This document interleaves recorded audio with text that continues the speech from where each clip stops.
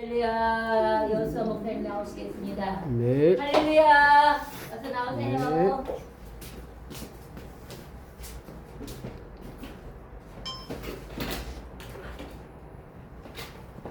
네. 잠깐 기도드리겠습니다. 하나님 감사합니다. 우리가 또 이 자리에 주의 이름으로 모였습니다. 예수님께서 말씀하시기를 찬송하리로다 주의 이름으로 오시는 이여 라고 너희가 나를 찾을 때까지 나를 보지 못하리라 하셨나니, 우리가 마땅히 예수 그리스도 입으로 하신 말씀을 따라 하나님의 아들 예수 그리스도를 찾고 또 여호와 하나님 그 이름으로 오시는 이 예수와를 찾는 믿음의 신앙, 믿음의 고백, 또 외치는 우리의 모습, 목소리가 있길 바랍니다. 오늘도 성령이 말하게 하심을 따라 우리가 마땅히 하나님의 말씀을 대언하고 하나님의 말씀을 전할 때에 때를 따라서 선한 청지기가 되어서 종들에게 양식을 나누는 주는 자에게 복이 있도다 하신 말씀과 같이 오늘날 이 시대에 하나님께서 말씀하시고자 원하시는 그 말씀을 전할 수 있는 귀한 은혜의 시간이 되길 바랍니다. 오늘도 모든 복음방송, 하나님 나라의 복음방송을 통해서 듣는 하나님의 말씀을 듣는 모든 백성들이 한 성령, 한 주, 한 말씀 안에서 한 분 하나님을 섬기는 믿음이 더욱더 자라가고, 이 시대에 마땅히 하나님께서 군사를 찾으시고 일꾼을 부르실 때 내가 여기 있나이다 라고 고백하시는 이사야 선지자의 고백이 오늘 이 시간에 함께 하시길 원하옵나이다. 아멘. 감사하고 예수 그리스도 이름으로 기도드립니다. 아멘.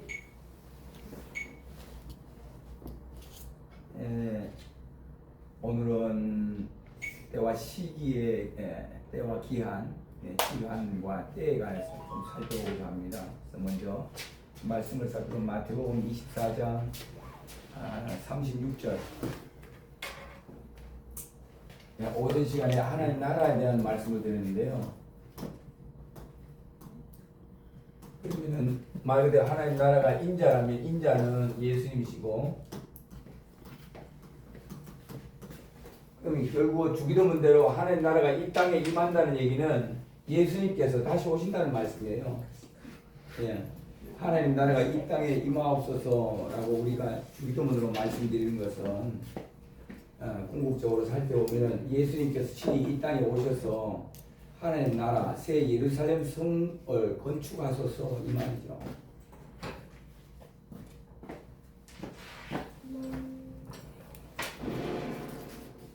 그런 맥락에서 그러면은 예수님께서 2000년 전에 이스라엘에 오셔서 장차 하나님 나라 일을 전파하고 가르치셨는데, 그렇다면 아무런 때와 기한이 없이 하나님 나라가 이 땅에 임할 것을 너희가 주기도문으로 가르쳐 주시고 기도를 시키셨겠느냐라는 거죠. 그래서 예수님께서 말씀하신 의도, 하나님 나라 일을 전파하시고 가르치시고 난 다음에 때와 기한에 대한 말씀을 하지 않으셨을까라는 얘기죠. 그래서 이번 시간에는 하나님 나라가 이 땅에 임하는 때와 기한에 대해서 우리가 살펴본다면, 네.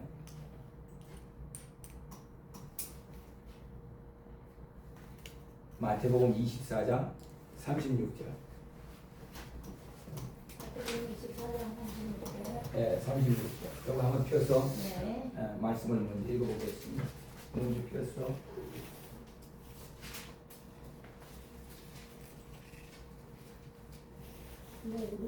네네.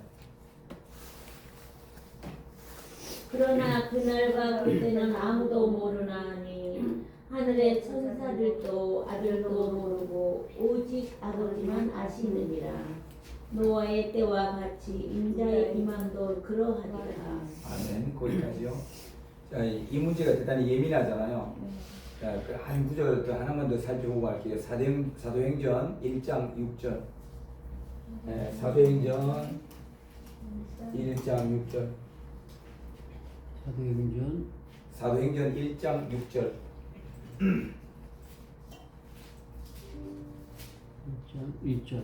1장 6절. 찾았어요? 저희가 모였을 때 예수께 묻자 그러되 주께서 이스라엘 나라를 회복하심이 이때니까 하니, 그런 다음에 7절. 네, 가라사대 때와 기한은 아버지께서 자기 권한에 두셨으니 너희 알 바 아니요. 네. 보시면은 때와 시기에 관해서 예수님께서 그 때와 시기에 대해서 기한에 대해서는 모른다라는 말씀이 분명히 성경에 있어요. 있는데 예수님께서 말씀하시고자 하는 의도를 우리가 정확히 살펴볼 필요가 있다는 거죠. 만약에 이 말씀 문자 그대로 마태복음 24장 36절에는 무화과 나무의 비유를 말씀하시고 그 때와 시기에 관한 것은 하늘의 천사들도 아들 나 자신 하늘의 천사 곧 아들인 나 자신도 난 모른다. 때와 기한에 대해서는 아버지만 아시지. 그 다음에 사도행전에 와서는 사도행전 1장 3절에서는 하나님 나라를 전파하시고 40일 동안 그러고 난 다음에 이제 사도들이 1장 6절에 이스라엘 나라에 회복될 때와 시기를 물었잖아요. 그렇게 질문을 드리니까 그 다음에 7절에서 답을 하시기를 때와 시기에 대해서는 너희가 알 바 아니다. 때와 시기에 대해서는 너희 알 바 아니다. 그 다음 중요한 것은 우리가 예수님께서 말씀하신 게 막연하게 말씀하신 게 아니에요. 그 다음에 8절에 꼭 여러분들이 특별히 대한민국 교회 성도 여러분 꼭 이 말씀에 대해서 예수님께서 말씀하시는 그 마음에 어떤 마음을 품으시고 사도행전 1장 8절을 말씀하셨는지 꼭 기억을 해두시길 바라고. 뭔 말인가 하면은 예루살렘과 유다와 사마리아와 땅끝까지 이르러 내 증인이 되라고 하셨잖아요. 근데 예수님께서 분명히 여기서 방향성을 말씀하시는 거예요. 이거 기억하셔야 돼요. 이거 오늘날 너무 예민한 문제고 아주 이 말씀에 대해서 너무나 첨예하게 여러 가지 논쟁이 있는 부분이에요. 이 부분을 분명히 성경에서 뭘 말씀하시는가 이 시간을 통해서 함께 은혜 나누시고 흔들리지 않기를 바랍니다. 무슨 말이냐? 때와 기한에 대해서 모른다라는 말씀은 예수님이 하신 말씀이 맞아요. 근데 예수님께서 그럼 정말로 심판의 때와 기한을 모르고 이 말씀을 하셨을까라는 질문을 던져봐야지. 다 아시면서도 하셨을 거예요. 아시면서 왜 그러면 때와 기한을 모른다고 하셨을까요? 그건 분명한 이유가 있어요. 그래서 오늘 항상 깨어있기를 네, 항상 깨어있는 것도 답이 맞고 늘 깨어있다 보면 때와 기한은 자연적으로 만나요. 네. 이제 그런 의미도 분명히 많은 말씀인데 요는 구약 성경에 때와 기한을 분명히 적어놓으신 거예요. 아들은 자기 마음대로 임의대로 할 수가 없어요. 오직 구약 성경에 기록된 아버지 말씀께서 적어놓으신 종들로 말미암아 정하신 때와 기한에 맞춰서 예수님이 오신 거고 맞춰서 다시 오시겠다는 말씀이에요. 예수님은 아들로서 때와 기한을 구약 성경 39권의 말씀을 정확히 관통하고 계시기 때문에 하나님 아버지께서 정하신 때와 기한을 모르실 리가 없어요. 그러나 예수님께서 하신 말씀의 의도를 다시 살펴볼 때 특별히 우리가 사도행전 1장 8절에서 왜 예루살렘에서 땅끝인데 이 정말을 새겨 들어보자고요. 여기 한번 보실까요? 분명히 예루살렘에서 그 다음에 어디죠? 유다. 사마리아. 그 다음에 어디죠? 사마리아. 예, 사마리아. 그 다음에 어디죠? 땅끝. 이게 들어가야 돼요. 땅끝. 그러면은 제가 질문을 드려볼게요. 예수님께서 아무 그냥 생각도 없이 개념도 없이 야 그냥 땅끝까지 가 이랬을까요? 그러지 않았죠? 아니죠. 그렇다면 여러분들께서 기도 드릴 때 여러분들 아버지 너무 좋아하시고 예수님 너무 좋아하시잖아요. 네. 그러면 예수님께 여쭤봐야죠. 예수님, 당신께서 2000년 전에 승천하시기 전에 베다니에서 감람산 베다니에서 말씀하실 때 당신이 따르던 제자들에게 땅끝까지 가서 내 증인이 되라는데 땅끝을 어디다 염두를 두시고 땅끝이라고 하셨을까요? 라고 질문을 드려야 돼요. 예. 이거 아셔야 돼요. 자, 예. 이제는 이게 멈춰야 돼요. 다른 거. 여기만 집중해요. 나중에 분명히 또 딴소리에 걸고 나옵니다. 다시요. 예수님께서 잘 보시면은 예루살렘에서 유다에서 사마리아에서 땅끝이잖아요. 예루살렘은 말 그대로 이스라엘의 왕이 그 보좌를 베풀고 통치하는 성이고 왕성이고 왕궁 왕성. 그 다음에 왕궁이 있는 예루살렘이가 유다고 유다 지파의 땅이잖아요. 그 다음에 사마리아가 북이스라엘 12지파의 땅이죠. 그럼 어쨌든 요건 이스라엘이에요. 물론 사마리아 전체 경계를 다 합치면 뭐 이스라엘의 땅끝이 될 수 있는 문제지만은 그러나 예수님께서 땅끝까지 이르라고 말씀하시는 거니까 우리는 여기서 예수님께서 땅끝이라는 말씀을 하시는데 그러면은 구약에 있어야 맞죠. 구약에 있어야 돼. 예수님은 구약에 없는 말씀, 아버지께서 정하지 아니한 말씀을 가지고 이무대로 막 그냥 내뱉지를 못해요. 예수님께서 하신 말씀을 보면은 내 말은 내 말이 아니라 나 보내신 이의 말을 한다라고 분명히 말씀하시는 거예요. 네. 그럼 나 보내신 이 이는 누구냐고요? 하나님 아버지신데 하나님 아버지의 말씀은 구약성경 39권이잖아요. 네. 그럼 하나님 아버지께서 아들 예수 그리스도를 보내셨기 때문에 구약성경에 이 땅끝이란 아버지의 말씀이 있어야만 하는 거죠. 아멘. 예, 그래서 예수님께서 말씀하실 때 예루살렘에서 유다와 사마리아 그 다음에 땅끝까지 이르러서 내 증인이 되라 그러는데 네. 요 예수님의 말씀을 따라서 사도행전이 구성이 되어 있잖아요. 예, 이 말씀에 따라서 사도행전이 보면은 예루살렘 마가의 달방에 시작해서 그 다음 유다로 퍼지고 그 다음에 사마리아로 끝나서 그 다음에 요한계시록 2장 3장 아시아 7교회의 교회를 세우게 되는 거죠. 예, 그렇게 해서 교회가 하나님 나라가 확장되어 가는 과정이 사도행전 1장 8절의 말씀을 따라서 사도행전 전체가 사도들의 사역이 예수 그리스도 마가의 다락방을 누가 예수님께서 세우신 거 아니에요? 네. 예수님께서 마가의 다락방을 세우시고 그 다음에 사도들을 그곳에서 파송을 받아서 크드서 세웠는데 계시록 2장 3장 아시아 7교회 물론 교회들이 많지만 대표적인 교회로 아시아 7교회를 세우셔서 지교회를 세우신 거죠. 예루살렘 교회에서 지교회를 세운 게 계시록 2장 3장 아시아 7교회잖아요. 그래서 아시아 7교회에서 온 땅에 복음이 전파되니까 오늘날 땅끝인 대한민국까지 이르러서 교회들이 많이 생겼잖아요. 제가 미리 또 땅끝에 대해서 말씀을 드렸는데 그래서 사도행전 1장 8절에 예루살렘과 유다와 사마리아 땅끝까지 왕성 예수님께서 왕으로서 그곳에 계시는 곳 마가의 다락방 그 다음에 유다 땅 전체 그 다음에 사마리아 그 다음에 땅끝까지 이르러서 천국 복음을 전파하라는 게 예수님께서 따르는 제자들에게 내리신 지상 명령이잖아요.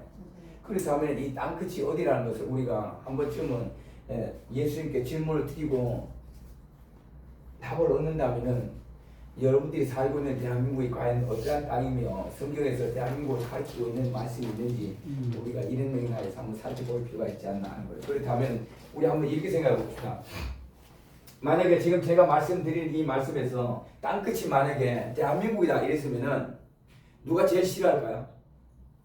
여기 공산주의가. 아니요. 정은이가? 아니죠.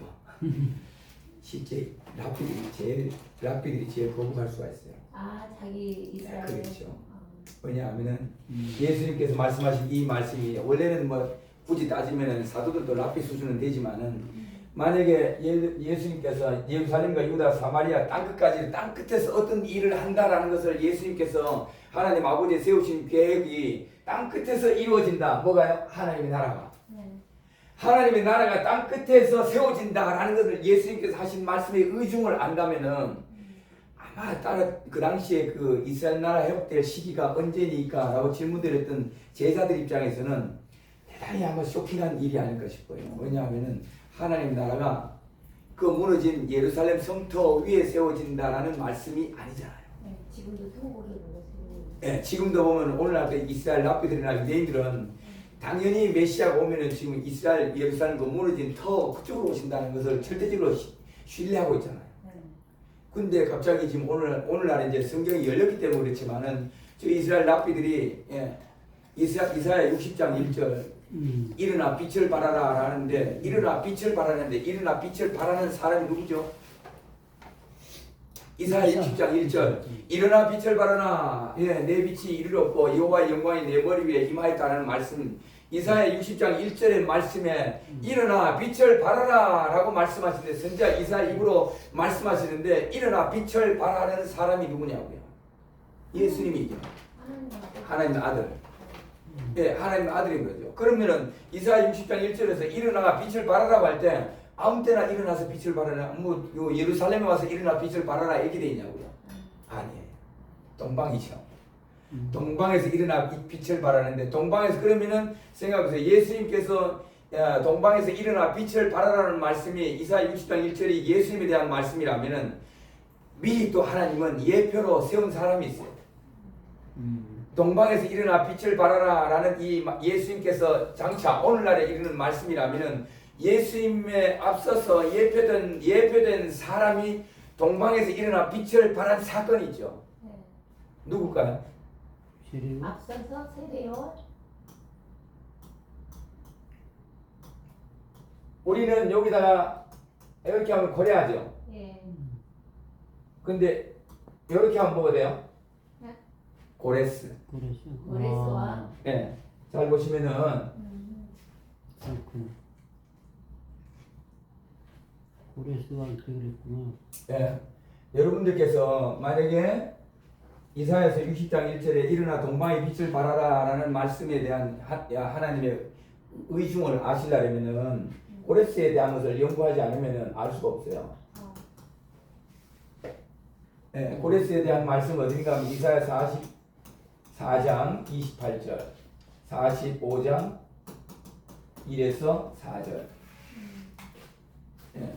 그래서 보면은 왜 고레스가 그러면은 이사야 60장 1절하고 해당되느냐? 예, 이사야 60장 1절은 말 그대로 동방에서 일어나 빛을 발하게끔 되어 있는데, 그러면 말 그대로 고레스가 그럼 동방 사람이라는 거죠. 예, 그래요.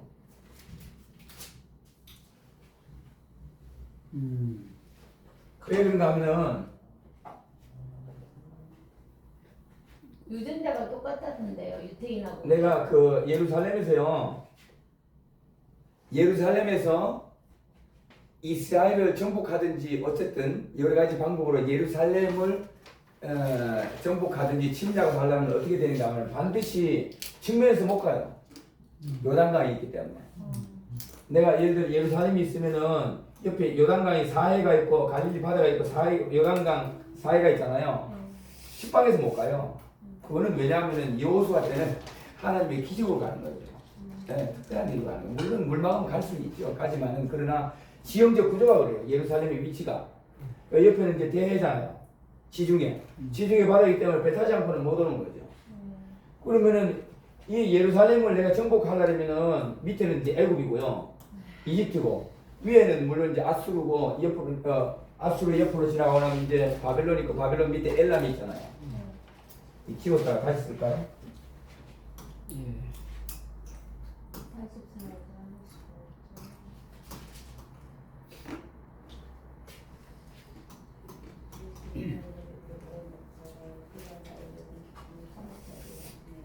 아, 여기가 그렇게 나왔네.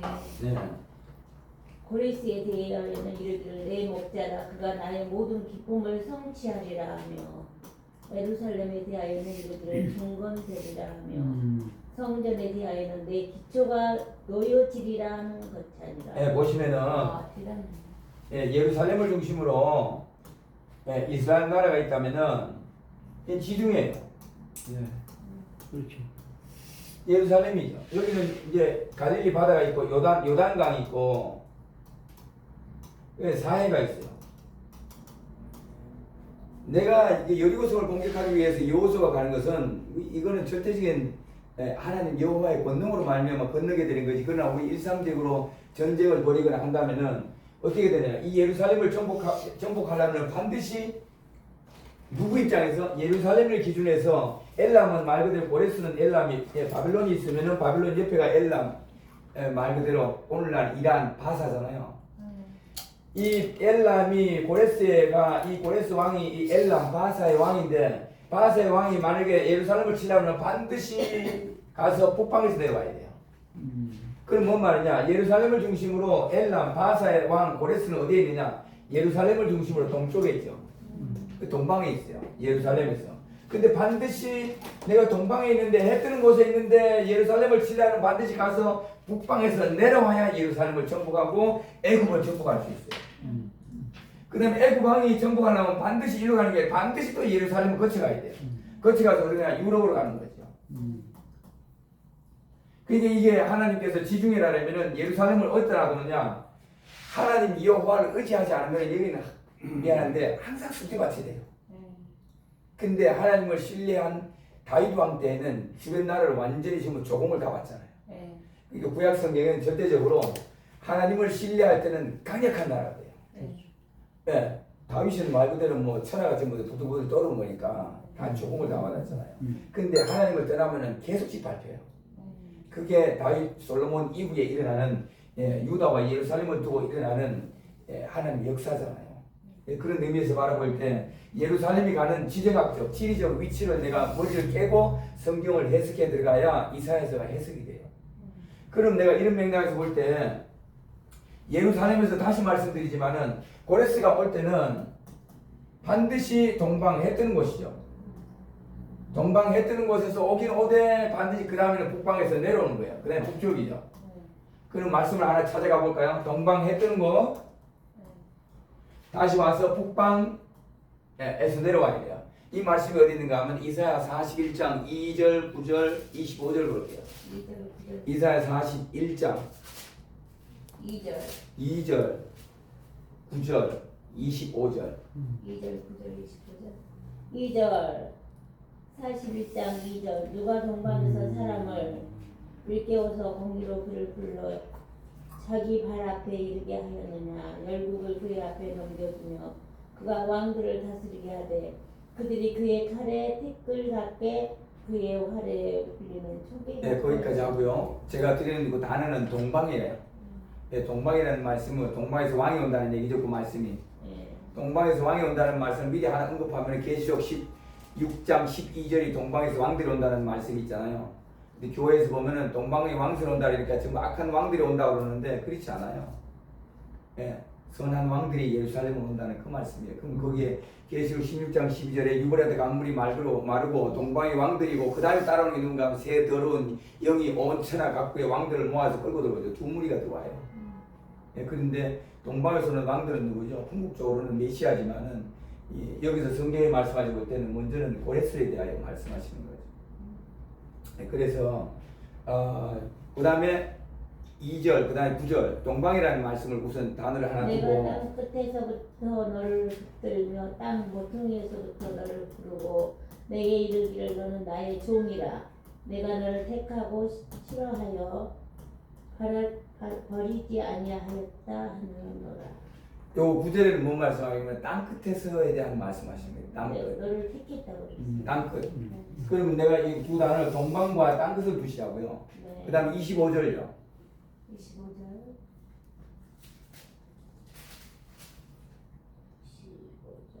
내가 한 사람을 일으켜 북방에서 오게 하며 내 이름을 부르는 자를 해돋는 곳에서 오게 하였나니 그가 이르러 고관들을 석회같이 토기장이가 진흙을 밟은 같이 하리니. 일단 거기 볼게요. 이 오는 길이 분명히 오는 길을 지리적으로 지금 방향을 얘기하시는 거예요. 네.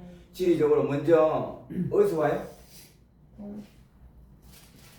여기 20. 먼저 북방이죠. 먼저 북방에서 오게 하며 북에서 오고 그 다음에 또 어디서 와요? 해돋는 곳에서. 곳에서. 북방에서 오고 해돋는 곳에서 오죠. 해돋는 우리. 네, 잘 보세요. 북방에서 오고 해돋는 곳에서 와야 돼요. 네. 해돋는 곳 북방 해돋는 곳을 뭐라고 그래요? 우리가 그냥 방위각으로 나타낼 때 해돋는 북쪽에서 뭐를 북방이라면 해돋는 곳을 방위각으로 나타내면 뭐라고 그래요? 동방. 동방이죠. 네. 그러면 동방과 북방을 합치면요? 동북방. 그렇죠. 동북방. 예, 그러면 고레스는 어디서 온다는 얘기인가 하면은 동북에서 온다는 얘기예요. 이사야 41장 25절이 동북에서 고레스가 온다는 말씀이잖아요. 그럼 이게 더 근원적으로 바라볼 때 이제 고레스는 예수 그리스도의 예표이기 때문에 실제 고레스가 한 일은 뭐죠? 바벨론을 멸망시키고 유대인들을 70년 포로에서 놓아주는 말씀이잖아요. 네. 구원자고 심판자예요, 고레스가. 고레스는 바벨론을 심판하고 난 다음에 포로로 잡혀있던 유대인들을 바벨론 70년의 포로에서 놓아주는 일을 하는 거죠. 그 놓아주는 일을 하는 희년이거든요, 정확하게. 그 다음에 시간 될 때 희년서와 관련해서 레위기서 25장 10절 희년에 대한 법을 어떻게 하나님께서 적용시키시고 어떻게 희년법으로 적용해서 자기 백성 유대인들을 노예에서 돌아오게 하시고 자유함을 주시고 땅의 소유권을 다시금 유대인들에게 돌려주는지 예루살렘에 대해서 어떻게 그 소유권을 오늘날 돌려주는지 희년에 대한 레위기서 25장 10절에 있는 희년법에 따라서 2017년 12월 6일날 트럼프 대통령이 예루살렘을 수도로 선포하는데 정확하게 레위기서 25장에 기록된 말씀대로 예루살렘을 이스라엘의 수도로 선언한 거예요. 성경대로 하는 거예요. 네, 그런 맥락에서 바라볼 때 어쨌든 고레스가 오는 방향 지리적 위치를 바라본다면 해돋는 곳에서 오는데 북방에서 온다. 이사야 41장 25절이. 근데 이사야 41장 2절에는 동방에서 온다. 9절에는 땅끝에서 온다. 그러잖아요. 그러면은 고레스는 말 그대로 예루살렘에서 바라볼 때 요 엘람이 창세기 10장 22절에는 엘람인데 다시 다니엘서나 예레미야서 와서는 이런 말 하냐? 다니엘서에 와서는 바사라 그러죠. 네. 페르시아, 오늘날 바사 또는 페르시아, 오늘날은 이란이죠. 그래서 이런 맥락에서 볼 때 오늘날 엘람은 창세기 10장 22절에 있는 엘람이 오늘날의 이란이 된 거죠. 그래서 오늘날의 이란이라는 이곳에서 이스라엘과 미국이 연합을 해서 이란에 대해서 여러 가지 때리는 전쟁이 일어났는데 이게 성경적으로 다 연관이 되어 있고 성경에 기록된 말씀으로 현재 이루어져 있는 거죠. 그래서 오늘날 이 시대에 왜 저 전쟁 이스라엘과 미국이 연합을 해서 이란이라는 나라를 엘람이라는 나라, 바사, 페르시아라는 나라를 저렇게 때리는가라는 걸 생각할 때 우리는 성경 속에서 답을 찾을 때 지금 이러한 시대에 와 있구나, 이러한 때에 와 있구나, 하나님께서 말씀하시는 때와 기한에 이르러서 심판의 하나의 한 과정에서 지금 현재 저런 전쟁이 일어나고 있구나라는 것을 성경을 통해서 짐작할 수 있는 거죠. 그렇지만은 예수 그리스도께서 이사야 60장 1절 동방에서 일어나 빛을 발하라는 말씀에 먼저 앞서서 예표로 고레스가 동방에서 일어나서 유대인들을 북방으로 돌아와서 자기 땅으로 돌아오게 하는 그 일을 한 거죠.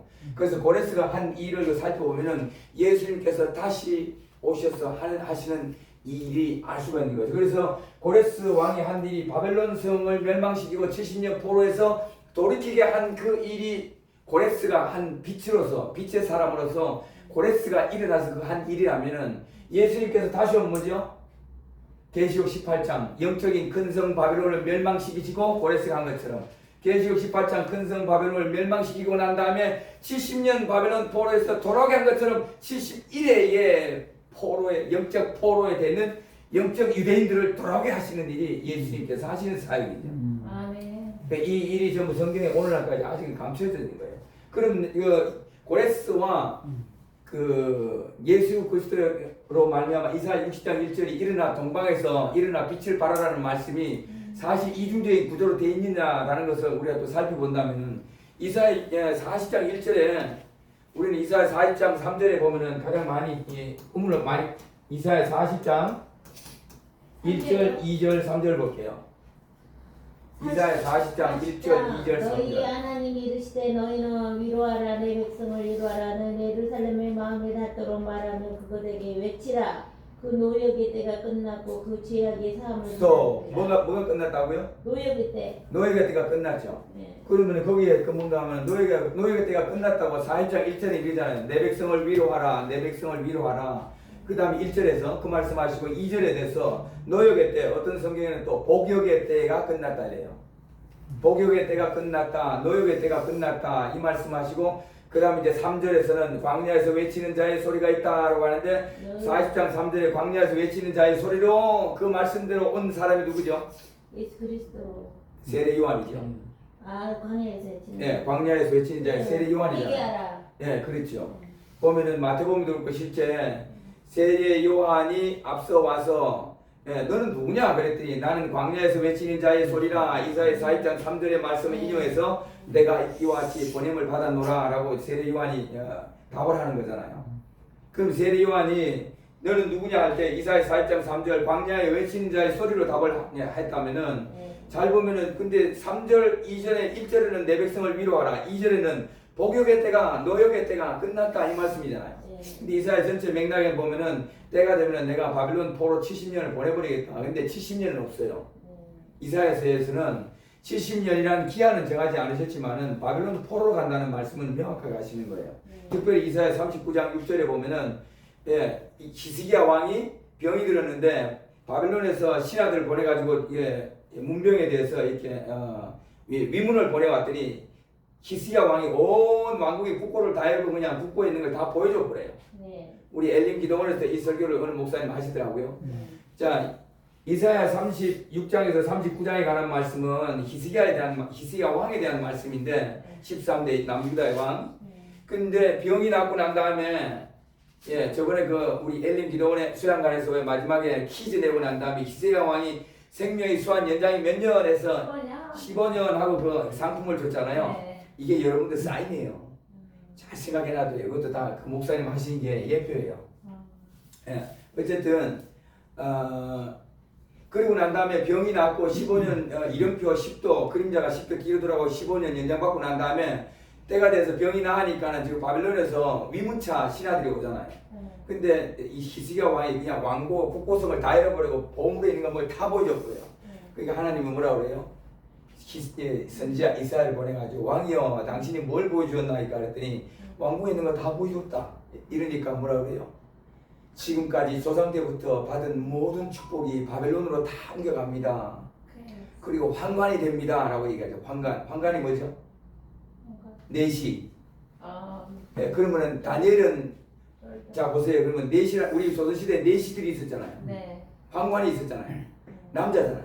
네. 남자들을 거세에 당한 것을 내시라 그러잖아요. 그럼 여러분들 잠깐 사이드로 넘어가서 다니엘이 이사야 39장에 있는 말씀을 따라서 바벨론으로 잡혀가서 어떤 일을 당했을까요? 거세를 당한 거예요. 대단히 아픈 일이에요. 여러분 우리는 그냥 막연하게 다니엘서 읽으니까 그렇지만은 근데 내가 너무 놀란 게 어느 날 있다가 다니엘은 거의 뭐 한 18세에 포로를 잡혀갔다면은 거의 한 80년이 되는 흐르는 즈음에 고레스 왕 3년에 주 일걸 기록했다는 거 보면은 한 88세까지 사는 것은 뭐 거의 분명한 것 같아요. 90세 이상 살았다고 보여지지만은 적어도 18세에 잡혀가서 한 80년의 기간 동안에 하나님 앞에 포로로 잡혀가서 거세를 당하고 살았지만 평생의 원망과 불평 한마디 한 적이 없어요. 제가 거기서 다니엘의 신앙을 보고 무릎 꿇고 하나님 참으로 이게 인생에 있을 수 없는 일인데 스스로 자기가 원해서 거세를 당한 것도 아니고 포로로 잡혀가가지고 그것도 다니엘은 왕족 출신이니까 포로로 잡혀가가지고 이런 일을 당하고 그것도 이방 왕을 여호와 하나님을 섬기는 것도 아니고 이방 나라 왕을 그것도 내 왕을 섬기잖아요. 그래서 이사야 1장 1절에는 이사야 선지자 이사야가 내 왕의 시대에 걸쳐서 선지자 이사야를 썼듯이 다니엘이 보면 물론 한 왕이 되겠지만 성경사를 볼 때는 다니엘이 또 네 왕을 섬기잖아요. 느부갓네살 왕, 벨사살 왕, 그 다음에 다리오 왕, 고레스 왕. 물론 이제 섭정 왕이 있어서 벨사살 왕의 아버지 나부디두스가 있지만은 그러나 성경상 전체 맥락을 보면은 이사야가 네 왕을 섬길 때 이사야서를 기록했고 다니엘 근데 이사야서는 이사야 선지자에는 유다 왕의 네 왕을 섬기지만은 다니엘은 유다 왕 자기들의 조상의 네 왕을 섬기는 것이 아니라 포로로 잡혀가서 이방 나라 네 왕을 섬기는 게 다니엘서죠. 그래서 그런 다니엘 입장에서 여러분들이 한번 체해본다면은 참 내가 일상 살면서 살아가면서 포로로 잡혀간 것도 아니고 이 살기 좋은 대한민국에서 불평과 원망이 나올 수 있는가라는 것을 한번 신앙의 삶을 살펴보고 힘들고 어렵더라도 하나님 앞에 감사로 돌이키는 삶이 필요하다고 봐요. 그래서 때가 돼서 이사야서는 말 그대로 여기서 중요한 거 하나만 언급하고 다음에 가면 시간 돼서 또 말씀을 드릴 때에서 말씀을 드리는데 히스기야 왕이 낳고 난 다음에 바빌론의 신하들이 와서 왕궁의 국고들을 다 열어주고 보고 난 다음에 선지자 이사야로 하신 하나님의 말씀이 지금부터 조상 때부터 지금까지 너희 복을 받은 모든 축복이 바벨론으로 다 옮겨간다 그러잖아요. 그러면 이 말뜻의 가장 예표적인 지금까지 히스기야 왕 때까지 모든 예루살렘에 내렸던 축복을 가장 대표할 수 있는 단어가 하나 있어요. 이스라엘에게 주신 하나님 여호와의 가장 큰 축복, 완전한 모든 축복을 대표하는 단어 하나. 대하, 역대하 9장 13절 한번 읽어볼까요? 대하 9장 13절, 왕상 10장 14절. 대하 9장 13절.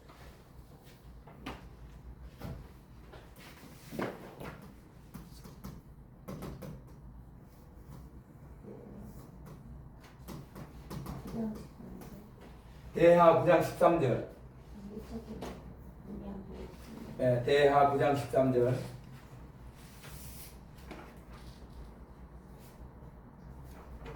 대하 9장 13절.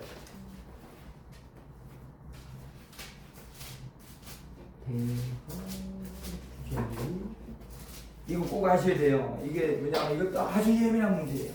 예민한 문제인데 솔로몬의 새 입금의 증수가 666금 달란트요. 네.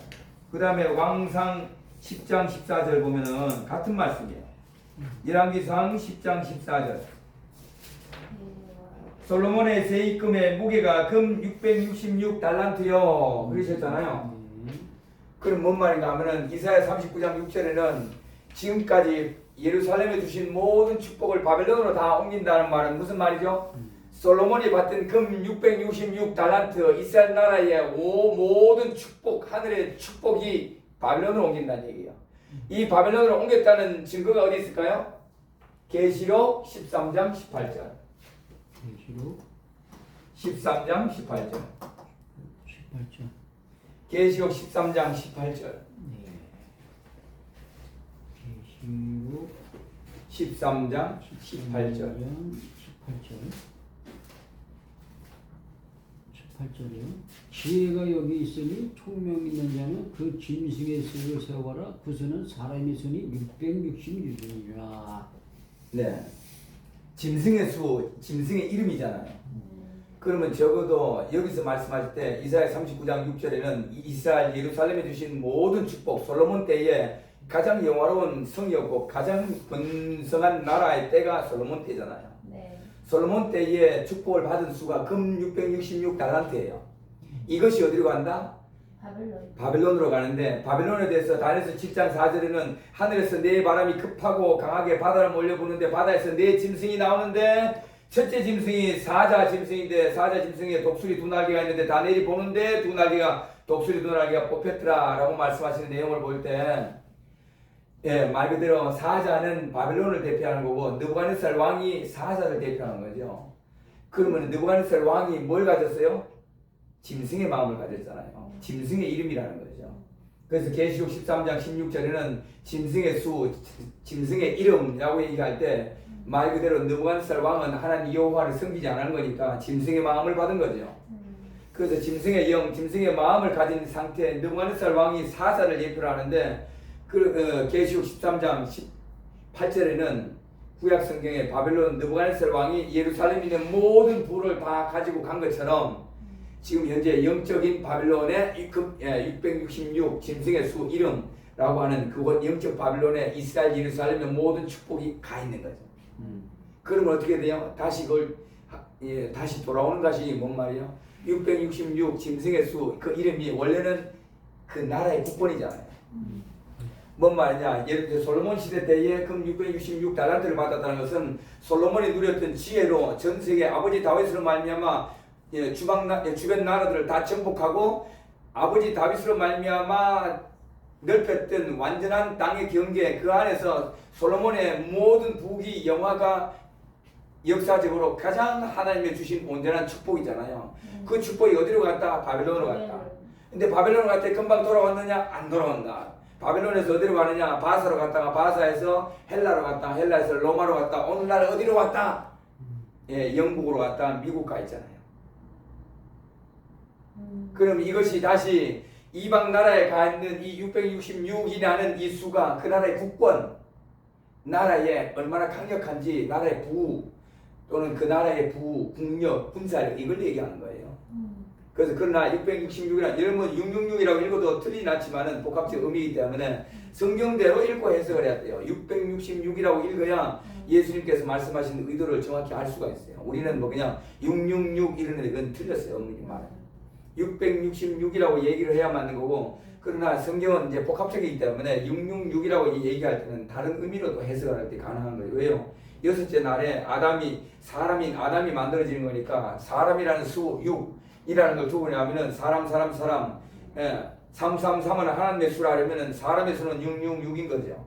그 이런 의미에서 바라볼 때 666이라는 것을 666이라고 읽어도 되지만 그러나 성경이 말씀하신 것은 666이라는 것은 세상을 제패한 바벨론 제국의 국력과 어떻게 하면 뭐라 그래 군사력을 얘기하는 거죠. 경제력, 국력. 왜냐하면 솔로몬에게 주셨던 것은 솔로몬이 보면 마병되고 뭐고 보면 어마어마하잖아요. 솔로몬이 실제 군사력을 길린 거 보면 어마어마해요. 그러니까 666 금달란트로 가지고 솔로몬이 막강한 군사력, 막대한 경제력, 나라가 강성했던 거죠. 그래서 강력한 이스라엘 나라의 모든 축복을 상징하는 수가 금 666달란트인데 이것이 어디로 가느냐? 로마 제국으로 가는 거죠. 바벨론 제국으로 갔다가 다시 로마 제국 당시에 반모섬에서 사도 요한하고 대화를 하는데 666이라라는 말씀할 때 로마 제국 당시에 보면 로마가 강력했잖아요.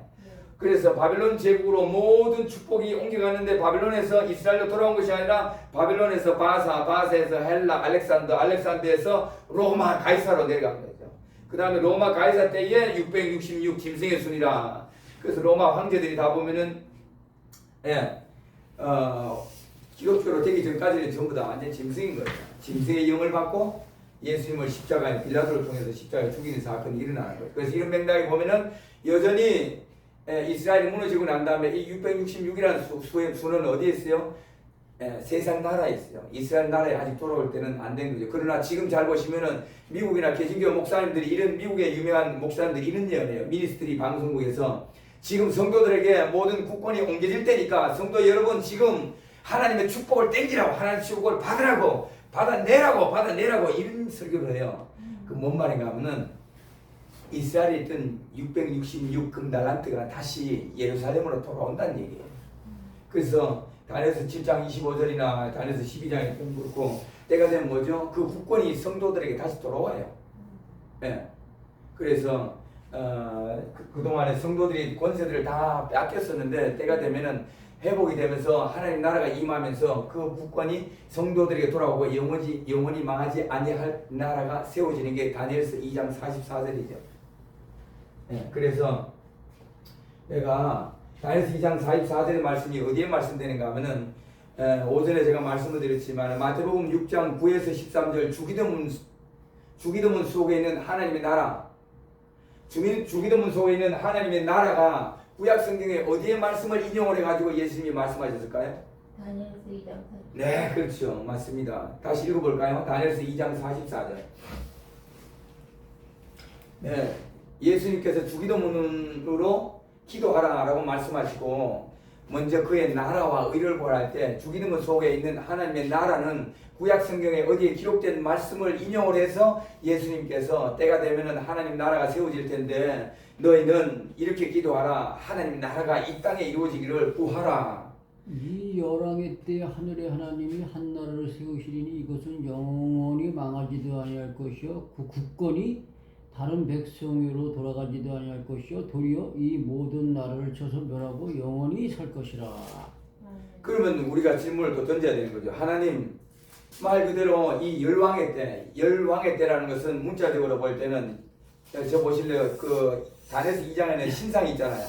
네. 사람의 형상을 신상으로 만들어 놓고 난 다음에 신상의 밑에 발이 두 발이 있고 두 발 끝에 뭐가 있나요?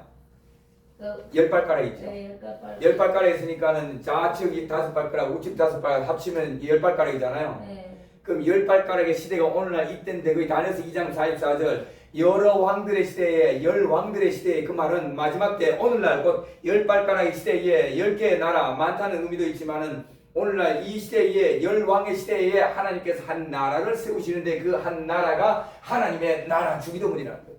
아, 네. 이해가 되셨나요? 네. 네. 다시요. 마태복음 6장 9에서 13절, 33절 오전 시간에 드렸던 말씀 주기도문을 주셨는데 핵심적으로 무엇을 구하라라는 말씀을 의도적으로 넣어놓으셨는가 하면은 하늘에서 이루어진 하나님의 나라가 이 땅에 실제 이루어지기를 너희는 구하라. 이렇게 우리에게 꿈과 소망을 하나님 나라가 이 땅에 임하는 것을 주시고 주기도문을 주신 거죠. 그런 맥락에서 볼 때 그러면은 주기도문의 말씀이 구약에 있어야 돼요. 있어야 되는 거죠. 그럴 때 하나님 나라에 대한 구약의 전체 많지만은 가장 대표적으로 다니엘서 2장 44절에 기록된 말씀이 말 그대로 열왕의 때 가장 이해하기 쉽게 신상을 보여주셨는데 다니엘서 2장에 신상은 금머리는 바벨론 제국이고 은가슴은 메데바사 고레스의 나라고 그 다음에 표범은 노세 나라고 마지막에 이제 두 넓적다리 철의 나라는 로마 제국이고 좀 더 내려가서 이제 동서 로마 제국으로 동로마 서로가 갈리니까 두 다리 이런 거고 그 다음에 이제 완전히 나라가 다 분리돼 가지고 10발가락처럼 나눠서 오늘날에 이루었는데 오늘날에 이룬 나라 10발가락 시대에 가장 눈에 띄게 알 수 있는 나라가 EU죠. EU에 더 버금가서 온 세상을 다 합치면 그게 뭐죠? UN이죠.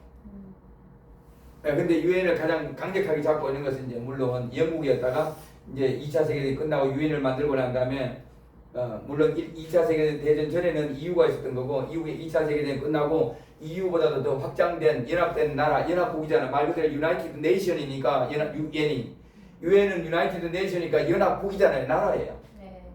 예, 그래서 오늘날 유엔이 이러는데 잘 보면은 유엔에서 연설할 때 저기 마크롱이나 메르켈 독일의 총리가 이거 한 번씩 말할 때가 있어요. 마크롱이 아마 유엔에 가서 연설할 때도 보면 이 말을 하죠. 의지의 10개국을 세워야 되겠다 이런 얘기를 해요. 연합 의지의 10개국으로 나토를 대신해서 군대를 새로 창설해야 되겠다는 말을 했어요. 몇 년 전에. 그래서 제가 마크롱이 유엔에 마크롱 프랑스 대통령이 유엔에서 연설하는 내용을 듣고 우와 영적으로 실제로 열 발가락 시대 의지의 10개국을 연합 나토를 대신해서 다시금 연합 군대를 조직한다고 그러니까 하나님 말씀대로 지금 이루어지고 있나이다라고 이 시대를 분별하는 거죠.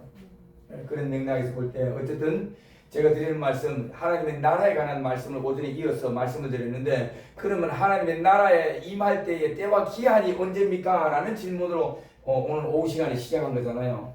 때와 기한에 대한 말씀을 드리는데 아까 잠깐 넘어가가지고 예수님께서 결국은 하나님 나라에 임하는 것은 예수님께서 이 땅에 오시는 건데 예수님에 앞서서 예배된 사람이 누구냐? 고레스라는 것을 말씀을 드린 거죠. 그래서 이사야서에서 고레스가 오는 말씀을 이사야서 주목하여 살핀다면 고레스가 한 일, 고레스가 오는 방향, 지리적 좌표 이러한 모습들을 바라보면은 자 이사야서 41장 2절 이사야 41장 2절 동방 9절 땅끝 25절 북방에서 해돋는 곳에 올 때 동북이라고 아신다면은 근데 여기서는 고레스에 대해서는 동방 땅끝만 얘기했지만 그러나 이사야 46장 11절 하나 볼게요. 더 구체적으로 말씀을 또 하신 게 있어요. 46장 11절 이사야 46장 11절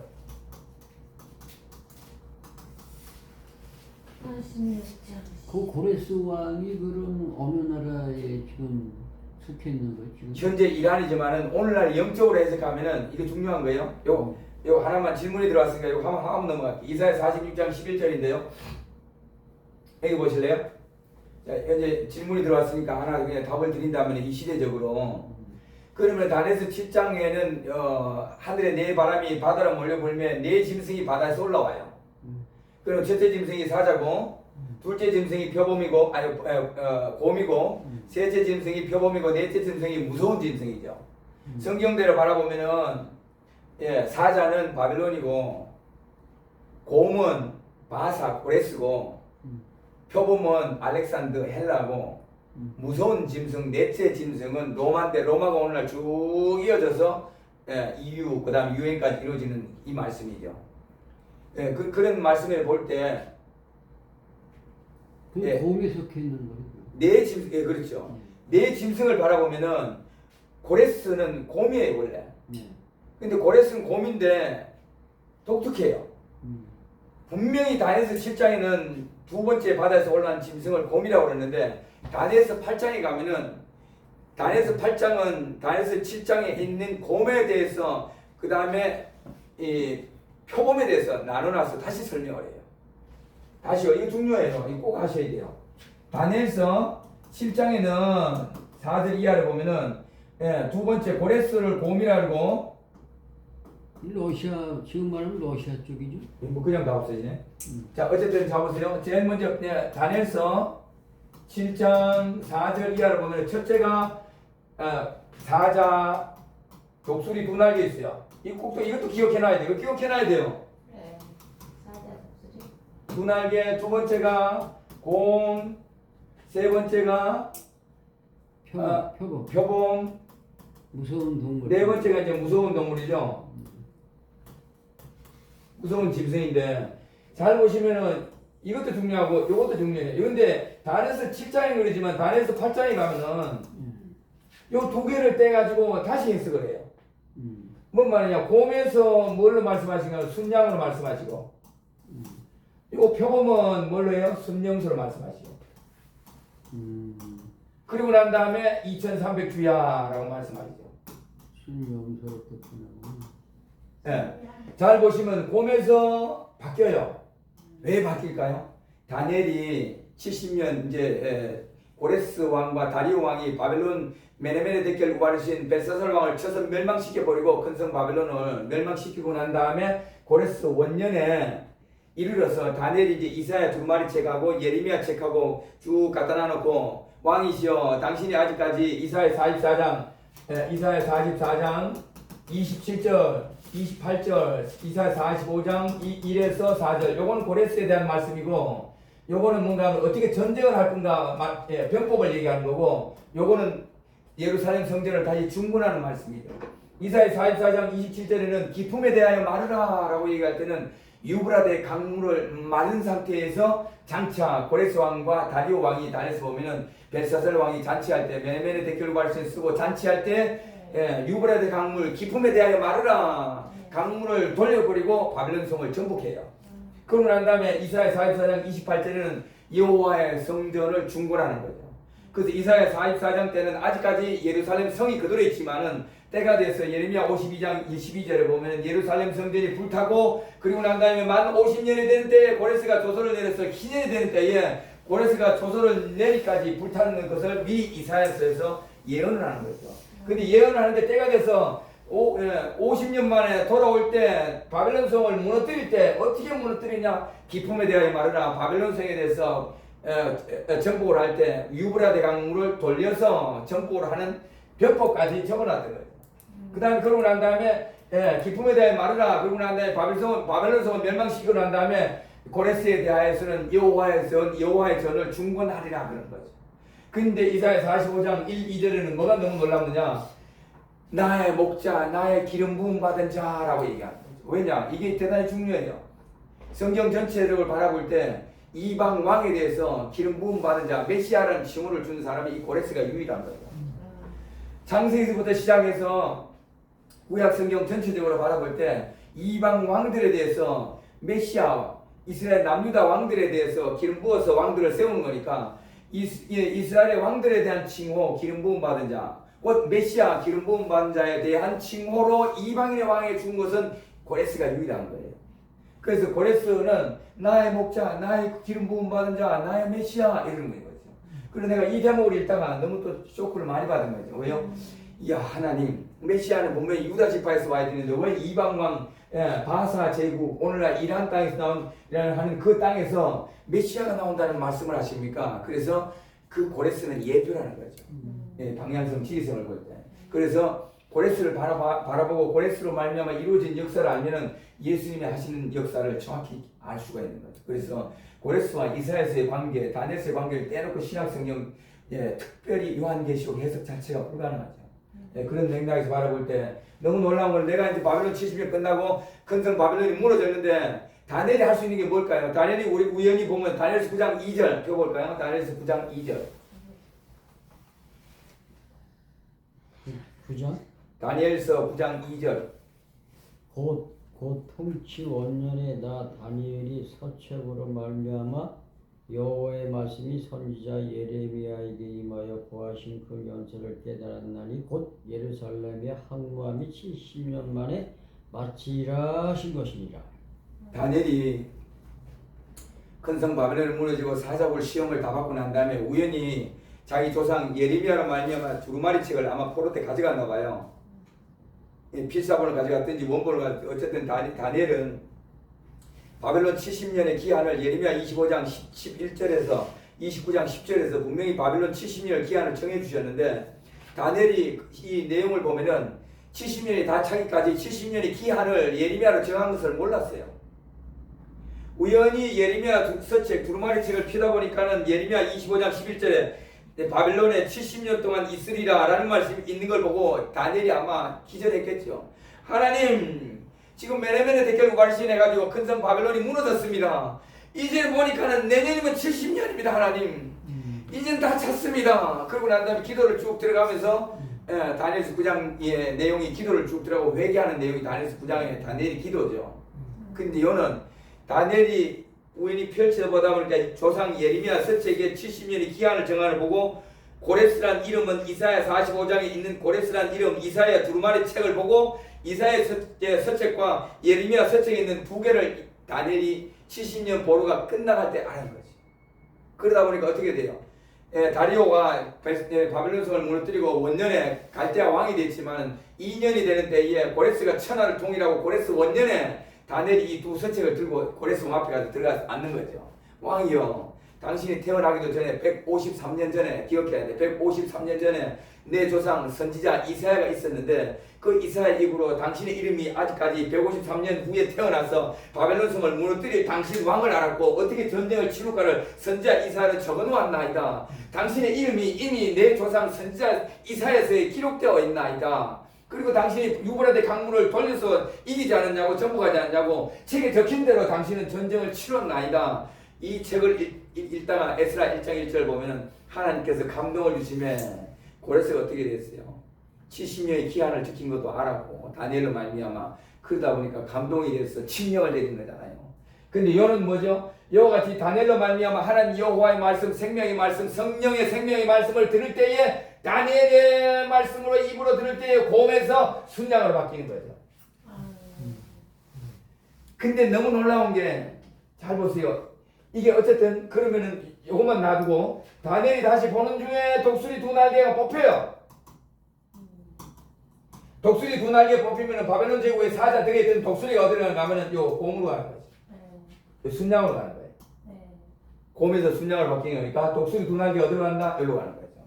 하늘의 권세가 이스라엘에 있던 하늘의 권세가 바벨론에 가 느부갓네살에 가면 느부갓네살 바벨론에서 어디로 가느냐? 순양 바사 고레스에 간 거죠.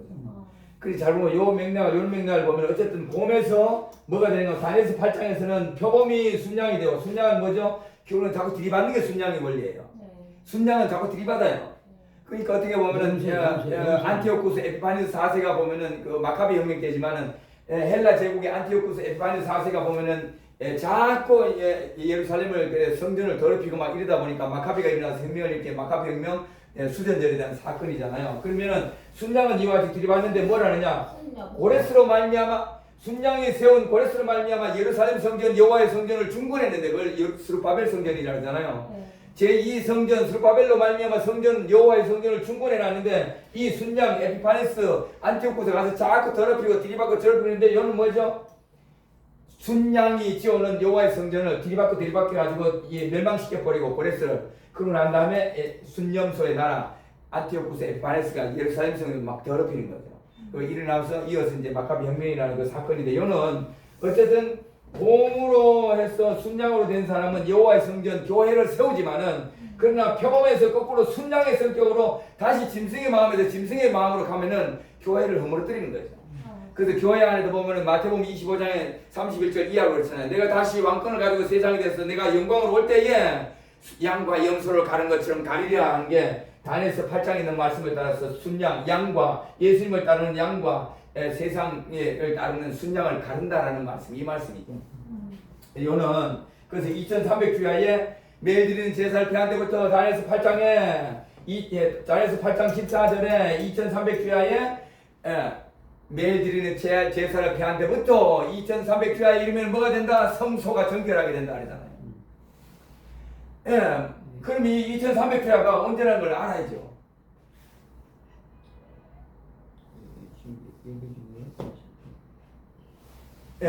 이거 중요해요. 그래서 제가 드리는 말씀은 무화과는 이스라엘인데 이스라엘이 나라가 세워지고 회복되는 걸 알지 못하면 성경의 예언이 어떻게 성취되는지 알 수가 없어요. 너무 소중한 거죠. 왜냐하면 이 말씀들을 모르면은 때와 기한은 모른다 하더라, 뭐 카더라, 맨날 카더라고 성도들한테 잘못하면은 다 올바른 정보, 이 시대에 대한 분별에 대한 때와 기한에 대한 말씀을 주지 못하고 뭐 그냥 카더라, 그 때와 기한을 안다는 것들은 다 이단이야. 야, 때와 기한을 안다고 하는 것을 교회에서 쫓아내. 이게 오늘날 교회의 현실이 된다면은 예수님의 입장에서 대단히 마음 아프고 슬픈 일들이 벌어진다. 이런 맥락에서 볼 때 2300주야도 분명히 말씀하시는 거죠. 매일 드리는 제사를 폐한 때부터 2300주야까지의 어떤 일이 일어나요? 예루살렘 성이 성소가 청결하게 된다는 거죠. 그럼 2300주야가 이 말씀이 성취되는 걸 찾아야 돼요. 물론 마카비 때 이루어졌다고 얘기하지만 더 궁극적으로 2300주야 때에 성소가 정결하게 되는 다니엘서 18장 14절의 말씀이 언제 성취가 되느냐? 1967년도 6월 4일에서 10일까지 6일 전쟁을 치렀다고 해서 저희들은 안식일 전쟁, 6일 전쟁이래요. 중동 제3차 전쟁이죠. 중동 제3차 전쟁 때에 실제 이스라엘이 예루살렘을 완전히 다 수복을 해요. 비로소 동서 예루살렘을 다 완전히 다 도로 다 찾아요. 찾는데 그 당시에 그냥 저 황금 도움 사업이나 지금 악사 저걸 갖다 다 불태워버리고 없었으면 오늘날 이 난리를 안 하는데 땅은 다 찾았는데 그 우상의 신전을 그대로 놔둔 거죠. 우상의 신전을 놔두다 보니까 무슨 말씀이 이루어진다? 계시록 11장 2절. 11장 2절. 11장 2절.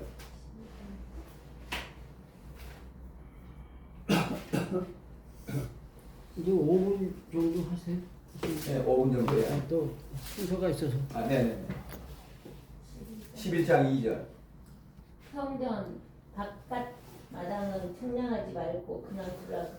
이것은 이방인에게 주었음즉 그들이 거룩한 성을 42달 동안 짓밟으리라. 네, 지금 현재 이방인들에게 그대로 여전히 거룩한 예루살렘 성전이 짓밟히고 있잖아요. 여전히 짓밟히고 있는 거예요. 네, 그래서 성경이 어디에 밝힌 걸 생각해 볼 때 2300주야는 1967년도 중동 제3차 전쟁 때 예루살렘을 다 수복했어요. 그때부터 서쪽벽에서 통곡의 벽에서 이제 막 기도하기 시작하는 거예요. 그래서 그 시점에 통곡의 벽에서 기도를 하고 하나님 앞에 눈물로 부르짖고 하는 그 시점이 2300주야의 말씀이 완성이 된 거예요. 그때부터 만 50년이 지나가면 희년에 대한 말씀이잖아요. 예, 1967년에서 만 50년이 되는데 희년에 대한 때는 어떤 일이 나냐? 땅의 소유권이 원소유주에 돌아가고 노예로 잡혀간 자녀들이 다시 돌아와서 부모의 가족으로 돌아오고 그 다음에 종되었던 사람들이 자유가 되고 그러잖아요. 이 말씀을 이룬 사람이 누구라고? 트럼프 대통령이죠. 그래서 1967년도에서 만 50년 기념이 된 데가 2017년 1월 20일 날 대통령이 취임하고 난 다음에 그해 12월 6일 날 예루살렘을 이스라엘의 수도로 선포한 거죠. 그럼 뭐죠? 땅의 소유권이 예루살렘이 이스라엘이 있다는 것을 트럼프 대통령이 성경대로 희년에 맞추어서 선포한 거죠. 그런데 잘 보시면 이제 중요한 게 말 그대로 곰인 대 순양이 됐잖아요. 근데 사자가 보는 순간에 독수리 두 날개 폭포가지고 순양이 간 거잖아요. 네. 그럼 오늘날 요 컨셉을 이 구도를 가지고 오늘날 성경이 영적으로 어떻게 적용되는가를 살펴볼까요? 사자의 나라가 우리가 현재 우리 세상 1차 세계대전 이후로 쭉 볼 때 우리가 20세기, 21세기 이 시기로 볼 때 사자의 나라로 우리가 대표할 수 있는 나라가 어디죠? 미국. 혹시 또 다른 분? 보면 그 나라의 국장을 가지고 얘기하는 거예요. 그동안에 뭐 대표하는 국장 또는 예표하는 거. 이란 아니? 그 사자를 대표하는 나라. 물론 이란이 다 할 수 있지만 그러나 어딘가 하면 영국이죠. 영국이에요? 영국의 국장이 사자예요. 예. 네, 사자예요. 근데 잘 보시면은 미국이 독수리. 영국이에요. 미국. 예, 근데 잘 보시면은 영국이 해가 지지 않은 나라로 완전히 천하 제국을 갖다 제패한 거잖아요. 예. 그러면은 이 영국이 가지고 있는 패권이 어디로 가는가? 미국으로 가잖아요. 미국으로 갔죠. 근데 잘 보면은 미국이라는 나라가 어디에서 독립을 했나요? 영국에서. 영국에서 독립을 한 거잖아요. 네. 그러면은 미국이 오늘날 국장이 뭐죠? 독수리. 그러면은 원래 영국이 사자라면 영국의 사자 등에다가 독수리 두 날개가 있었는데 이 독수리 두 날개가 뽑혀서 독립을 한 나라가 어디다? 미국이죠. 근데 미국인데 독특한 게 여러분들 잘 보시면 왜 우리가 미국이라 할 때 뭘로 쓰는가 하면 이렇게 쓰잖아요. 네. 희한해. 우리 조상들 중에 누가 이렇게 미국이라는 나라 이름을 붙였는가 모르겠지만은 너무 놀라운 게 제가 하나님이 성경을 이루는데 우리나라에 무슨 뭐 예언가가 있습니까? 어떻게 성경대로 어떻게 이렇게 완벽하게 기록을 해놨단 말입니까? 내가 너무 놀랐어요.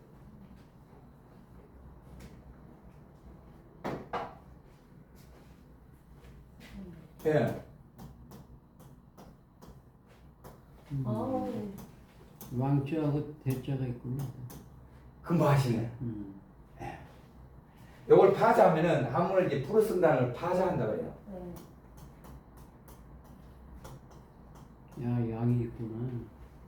양. 왕. 네, 원래 이렇게 되는 거예요. 왕. 아니요, 양양자에다가 근대자예요. 양양자예요. 그럼 우리는 이렇게 일반적으로 생각하면 양양자에다 뭐 금양이라는 순양이라는 걸 시기할 수 있어요. 근데 왜 미국이라는 나라에 이 순양이라는 이름으로 나라 이름을 이렇게 붙여놨냐고요. 왜 미국이라는 나라 영국에 독립하면서 왜 독수리 나라가 되냐고요. 글로 넘어가니까 그럼 어떻게 되느냐? 현재 그러면은 트럼프 대통령에 대해서 특별히 제가 기억하고 있는 것은 그 랜스 월라우라는 개신교 목사님 유명한 분이 있어요. 이 트럼프 대통령 선거 캠프할 때 그냥 직접 뛰었고 많은 목회자분 목사님들 연합을 해서 트럼프 대통령 선거 캠프에서 활동을 하고 실제 그랬는데 랜스 월라우라는 양반이 이걸 하는 거죠.